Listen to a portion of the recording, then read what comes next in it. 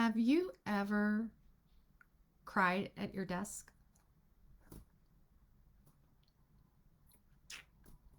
Have you ever just lost your temper with a coworker and snapped something nasty at them?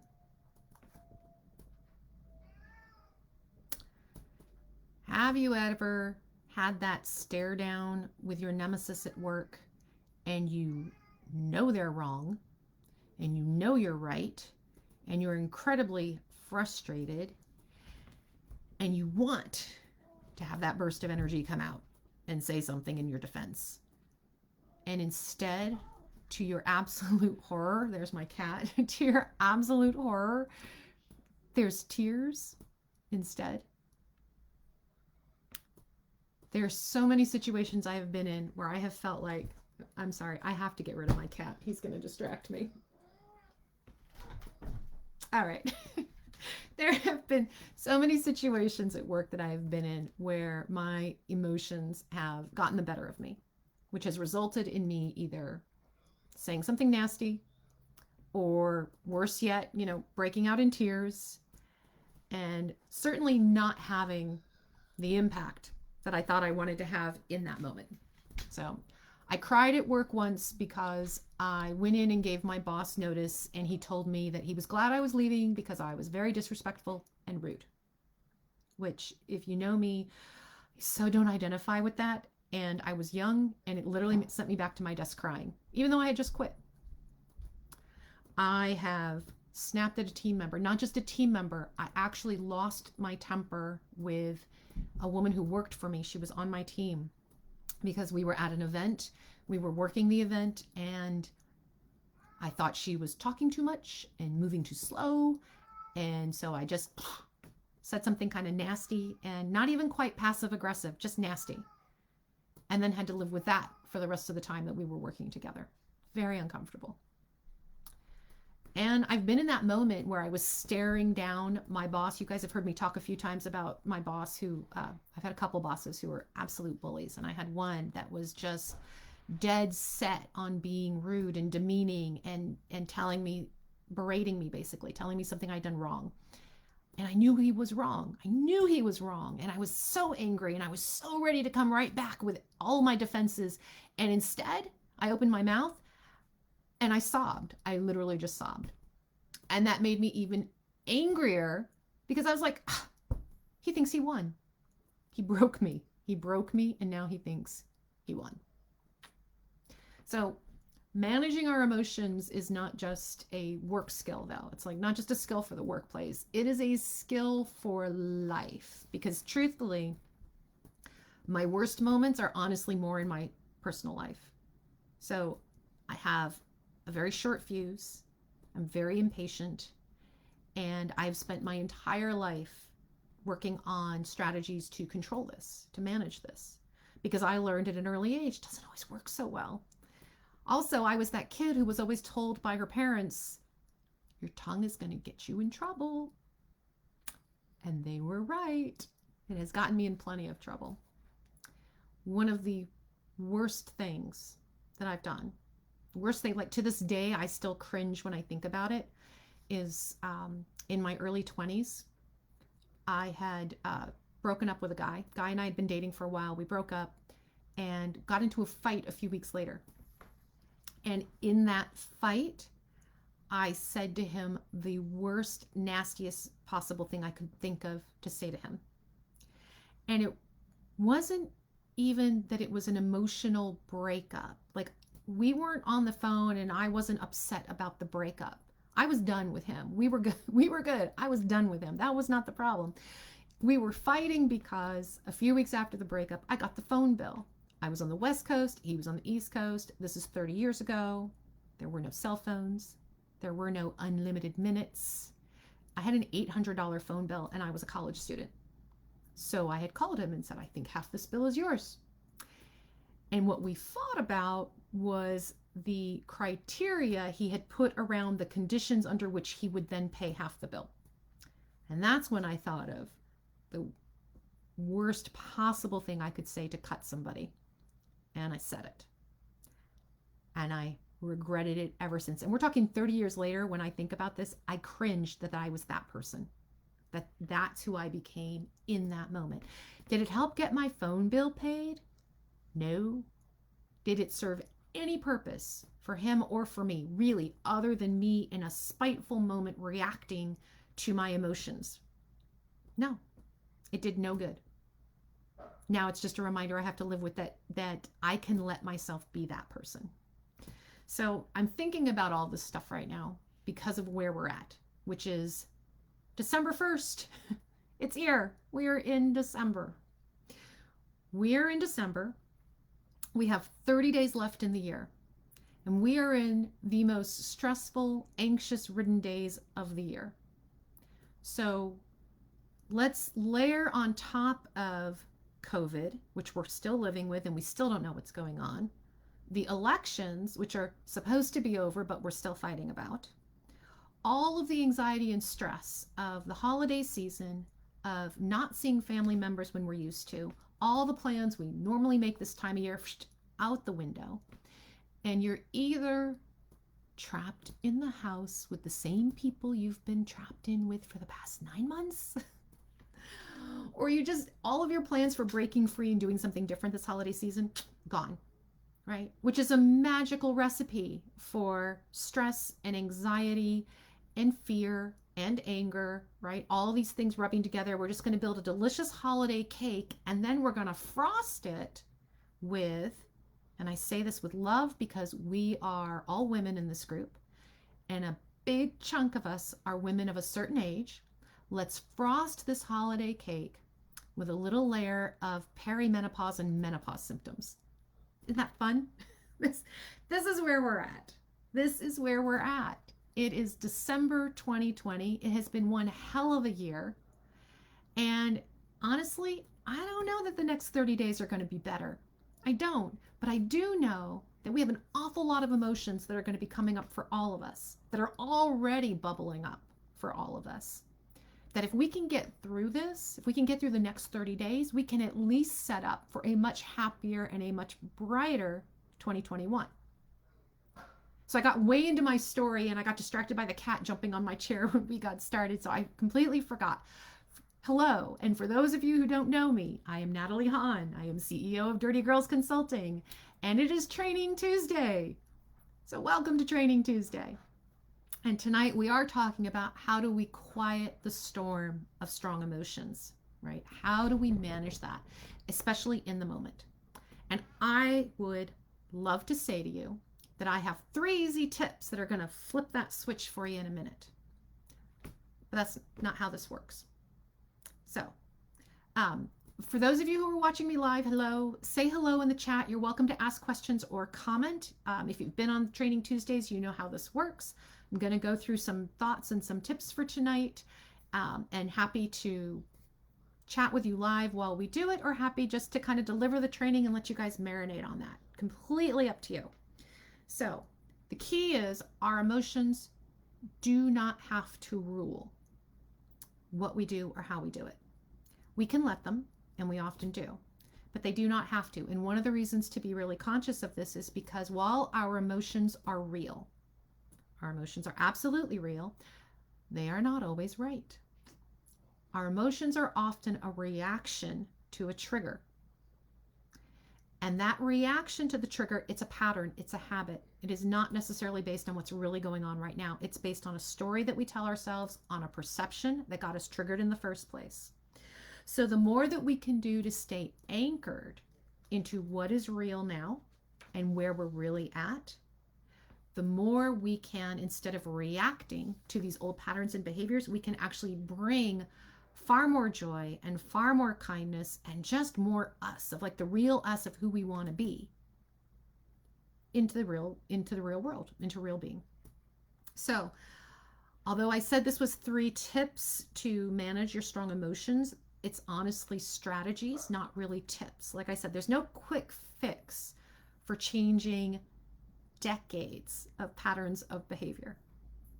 There are, however, 3 simple steps, simple, not easy, simple steps to starting that process. And so I want to invite you to work with me for the next 30 days on this. This is certainly something I keep top of mind awareness. This is something I invite you for the next 30 days of December. Let's get through the holiday season and let's do it with as much joy and kindness to ourselves as well as those around us, so that when we hit January 1st, first of all, some of these new behaviors will become more habits for us, better habits for us, and we just have a brighter, cheerier environment around us as we figure out what 2021 is going to bring. So your first strategy, I'm going to dive right into the strategies. Your first strategy is when you're in that moment where you feel that flare, whether that flare is anger, whether it's anxiety, whether it's frustration or sorrow, whatever it is. But when you feel that initial flare come up and you know there's an emotional reaction coming right now, the quick tip would be breathe. Breathe. Take 3 to 5 deep breaths, right? Regulate your heart rate. Sure. Do it. Sure. Do it because you do want to regulate your heartbeat down to a normal level. What you want to do is you want to stop the outburst, right? So when you feel the flare come up, the first question you have to ask yourself is, what is real? While you're breathing, what is real? And what is the story I'm telling myself? Because those are two different things typically. The what is real is that something is happening and an emotion is flaring. The story you're telling yourself, though, is the justification behind what's going to be your outburst, whatever it is. So, best example I have of this, early in my career, I was on a sales call and I'd walked into this client's office, and I was probably in my mid-20s, and I walked in the client's office and I wasn't there 90 seconds. I don't know beyond hi, how you doing? And don't know what I said, but it was some follow-up to a conversation we were having. I said something and he took my head off. I said, hello, happy holidays, glad we're here. Here's part of the contract we were talking about. And something I said triggered something for him, and he just absolutely took my head off. And I sat there for a good 5 minutes. He was just berating me and the company that I worked for, and just all sorts of nastiness coming out of his mouth. And I had not had this experience with this client before. We'd always had perfectly good conversations. So I was furious, but I was frozen too. I didn't know what to do. So in that particular moment, in that reaction, I didn't react at all, except picked up my things and said, we'll continue this another time. And I got out of there as fast as I could.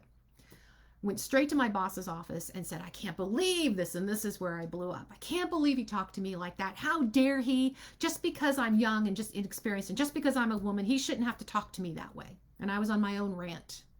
And my boss said, whoa, hold up. I agree. He should not have spoken to you that way. That was uncalled for. But the rest of what you said is you made that up. You don't know that he was yelling at you because you're young and inexperienced and a woman. That was my story. That was my story that kept me a victim. My boss said, you have to remember every time you do a sales call, when you walk in that door, you have no idea if 5 minutes before you walked in, he had a fight with his wife. He had a fight with his boss. Got off the phone with his doctor and it wasn't good news. Isn't feeling well because he had gas station sushi for lunch. He's like, you don't know. You absolutely don't know what his own story and his own motivation is that set him off that way. Now, that's not excusing it. And it's not saying your story couldn't be true, because it could be. He's like, but you just don't know. So let's not make up a story that makes you a victim when we don't actually know what set the guy off. And that little lesson there stuck with me my entire career. You don't know what is going on in somebody else's head, right? We don't know what they are assuming about us or what they think about us when they're having their own explosion, their own moment of a strong emotion and an emotional reaction. The best thing that we can do for ourselves is to say what is real and happening right now and separate it from what is the story I'm telling myself. Because your next strategy, once you get through that one, is to say, okay, who do I want to be right now? How do I want to show up? So I don't want to show up as the angry, venomous, spewing person who's sounding crazy and not making sense. I've worked for those people. I don't want to be that person. I shared with you guys, I think last week, a story about a mentor of mine. Her name was Susan. And one of the things that impressed me so much about Susan was we would sit in these meetings. We worked for this company and it was struggling. And we would sit in these executive meetings where the tensions were always very high. The executives were always at each other's throat because somebody was supposed to do this or do that, or they didn't have enough information. And it was very grinding and very tense meetings. And they would sling their questions at Susan. And Susan's response would be, "That's a really good question. Let me think about that and I'll get back to you." And I was floored. I was always floored when she pulled that off, because here was somebody who refused to engage in all this negative energy that was going around that room. These guys were super competitive. They were trying to show up each other. They were angry. They were frustrated. They weren't sure what was happening. And Susan refused to engage at that level. And if it was not a question that she had an answer to in the moment, she had no problem saying to them, "I need to go do some research on that. I'll get back to you." And she did. And just the power of her being able to pull herself back and out of it gave me my role model for who I want to be. So I said earlier, I have a very short temper, and I do. And it's a kind of ridiculous short temper. Like, I wrote a blog about it that should post tomorrow. You guys will see how stupid it is. Like, I'm sharing that with you. It's like I flare up at everything, right? And watching Susan choose to stay calm and stay rational and not react on some things which I know made her mad, which I knew she felt were unfair or unjust. But watching her still react in her poise, for me, was motivation that when I'm in those moments where I can feel that flare coming up, I can feel myself wanting to just lash out, I literally stop and breathe and go, what is real and what would Susan do? So it's important for us to have a new habit to replace with the old habit. If I simply say to myself, don't be mad, don't be mad, don't be mad, it doesn't actually help me not be mad. It helps me grind my teeth a little more, but it doesn't help me not be mad. I need a place to go. I need a new me to develop and to cultivate so that that becomes the more natural, normal me. So I replace, I want to rip his eyes out, with, what would Susan do? I will take my time and think of more interesting ways to rip his eyes out later. For now, I'm going to be cool, calm, and collected, and I'm going to run this meeting. I want to step up and be that kind of leader, right?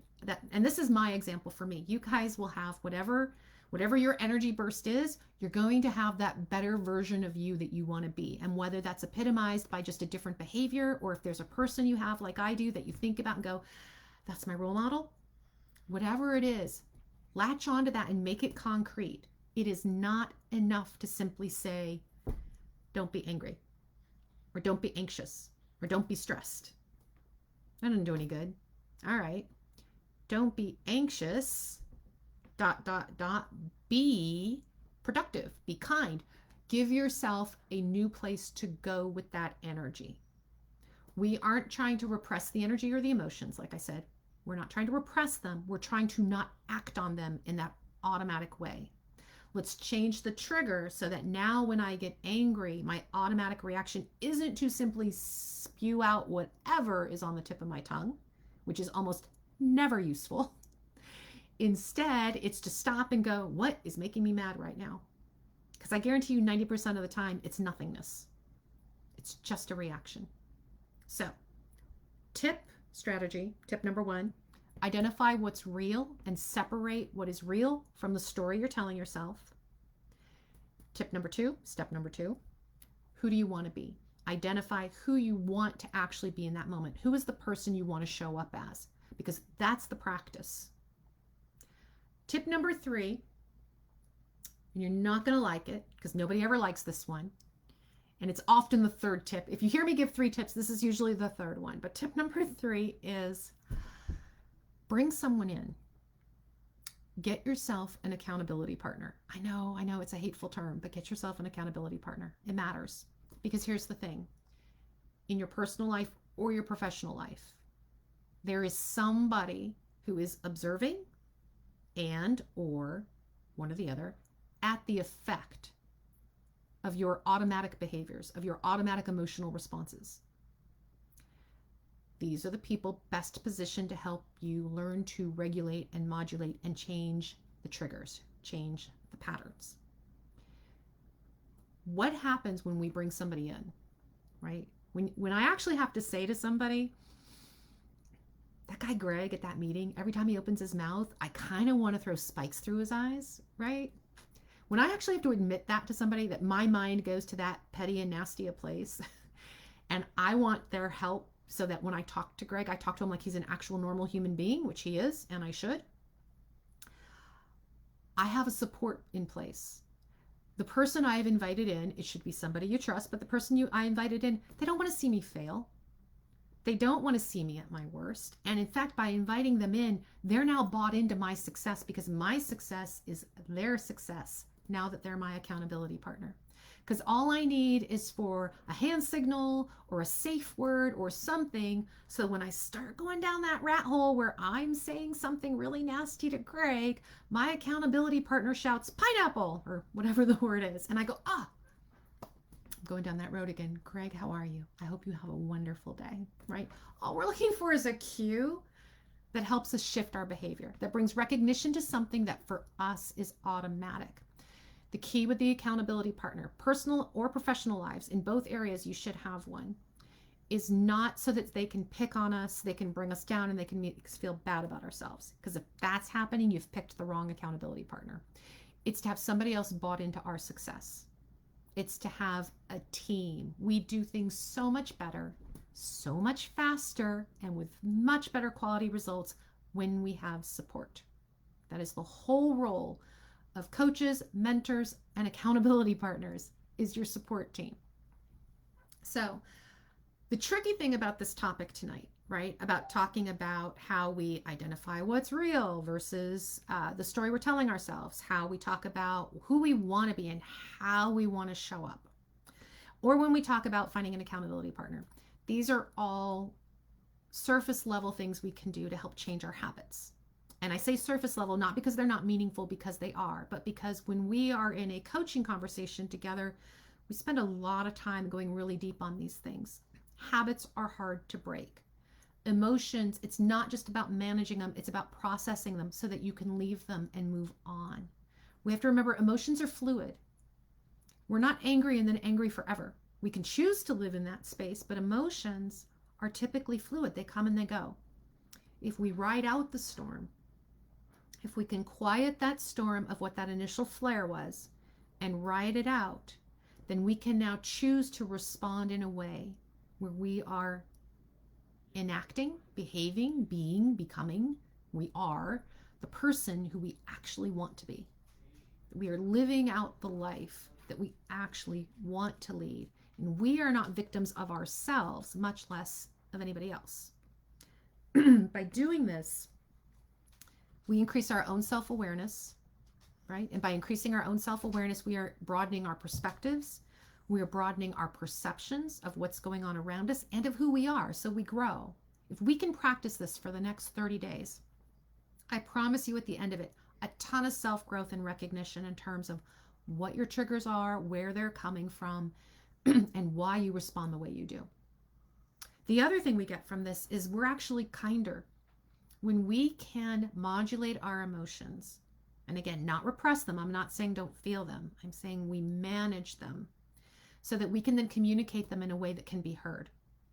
So that we repress those spikes of sometimes the irrational emotions, we're kinder to ourselves, we're kinder to the people around us, which means we will have a much easier, kinder, and gentler holiday season, which is really what we're aiming for here. When this deck is stacked against us like it is this year with COVID, with the election we're still fighting about, with everybody trapped in their homes, with the typical stress of just holidays and meals and family and gifts, the kinder and gentler we can be to ourselves and to everybody else, the better. And third, you're building trust. you can stick with this for 30 days. You will build so much more trust in yourself, so much more belief in yourself and what you're capable of. And you build trust and vulnerability with other people around you. You build trust through vulnerability by letting people into, hey, this is something I'm working on and I would really appreciate your help. Or, hey, I recognize that I have a temper and a tongue, and I promise not to use it as sharply as I can because it doesn't do any good. But sometimes it's just a reaction and I have to stop it. So I appreciate your help. When you open up with that vulnerability, you're building trust because you're letting people know you recognize where you're at, you recognize who you are, and you recognize who you want to be. And that's really what we get to. And in the whole business of my working with clients, it's all about identifying, where are you today? Where do you want to be? And how do we build a path to help you get there? Faster, with support, and with better quality results than you could possibly imagine. So again, last time, I invite you to join me with these 3 strategies. Identify where you're at, what's real, and what is the story. Choose who it is you actually want to be, and let's start practicing that behavior. Find yourself an accountability partner. Make it real. Make it something that you are actually committed to doing. If we can do this for the next 30 days, I promise you 2021 will be far more amazing. Can't predict what else is going to happen, but in terms of yourself, of being more honest with yourself, being more loving towards yourself, and being more honest and loving to those around you, this one practice for the next 30 days will work wonders. So thank you for joining me for Training Tuesday. I have a couple announcements before I let you all jump off, which is first and foremost. Book club. If you are not part of the Dirty Girls Between the Covers book clubs, you should join. We are reading Elvis Duran's, what is it called? Where Do I Begin? I should know what it's called because I just finished reading it. It's a great book. And I'll be honest, I was not an Elvis Duran fan before reading this book. I'd heard his morning show. He's a radio show host, if you guys don't know him, out of New York. He's syndicated, so he's across the country. I'd heard him a few times, was not a fan. Read this book. It came from Alyssa Scheidemann, who's in our group, who I trust her, which is why we're doing the book. But once I read the book, she made me a fan. It's a great book. So tomorrow night is book club night. Tomorrow night, 7:30, slightly different time. We normally do it at 7. Tomorrow night, 7:30 in our book club group. There's a Zoom link. So if you'd like to join the book club, drop me a DM or drop it below in the chat and I will let you in. We haven't picked the next book yet, so that's still up for grabs and we'll have that discussion. Second announcement, there's a poll going on. There's 2 polls going on. Sorry, I'm asking for a lot of your opinions. There's 2 polls going on. One is in our group and I will bump it up. I'll put it in the announcements because I don't think I've done that yet, which is Dr. Smita Garg. The talented Dr. Smita Garg has been doing meditations with us every other Wednesday night for the past several months. We've stopped it for the holiday seasons, and she and I have been reworking maybe what we want to do and how we want to do it. What I would love is your input for day and time. When's the best day and time for us? And for those of you who don't know, the meditations we do with Dr. Smita Garg is a very short 15-20 minute guided meditation that she does. And it's just meant to help us reset and refresh. And they're amazing. If those of you who've been on them with me, you know she goes really deep in that short time. They're amazing meditations. But it's just 15-20 minutes. She guides it. All you have to do is show up, close your eyes, and let her do the rest of the work. And like I said, we're thinking about changing it up a little bit. There may or may not be oracle cards or something fun like that in the process that we're trying to do. But I'd really love to get your input on, if we're going to commit to doing this weekly, what day and time of the week it is. So there's a poll. It's already on our page. I'll pull it up and pin it to the announcements so that you guys can vote and let me know when you'd best like to show up. And third and final announcement, masterclass is coming up. I'm doing that a little bit differently this time also. Masterclass is going to be Tuesday the 15th, and I'm going to do it in the daytime. I'm going to do it at noon on Tuesday the 15th. So you will get announcements and notifications about the masterclass. I'm just giving you advance notice now that it's coming. It's going to be at noon on the 15th. We're going to talk about gremlins and imposters and how do we manage those. It's 2 of my favorite topics. So, all right. Thank you again for joining me on Training Tuesday. I hope you guys have a fabulous night If you would like to have a Dirty Girl Mini Dig conversation, that's the 15-minute free, sales-free, and free chat that I do to help you work through a particular issue or a particular challenge that you're dealing with. All you have to do is drop the word dig in the chat down below, and I will connect with you and we will set that up. It's 15 minutes. It's focused just on you and whatever issue you want to work through. Just drop the word dig in the chat down below. I'll reach out to you probably over IM and we'll set that up. So if you want to work on one of these 3 tips about managing your emotions, there's something else coming up with the holidays you need to work through, 15 minutes to work through one challenge. Thanks for joining me tonight, guys. Have a fabulous week.